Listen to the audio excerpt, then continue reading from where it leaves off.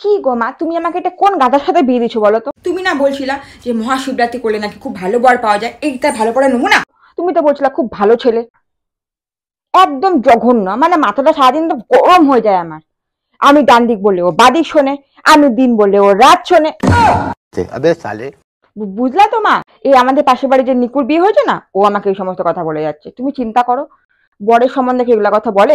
মানছি মানুষের মধ্যে খারাপ থাকতেই পারে, ভালো খারাপ মিলিয়ে চলতে লাগে, সবার কপাল কি আমার মতো হয়?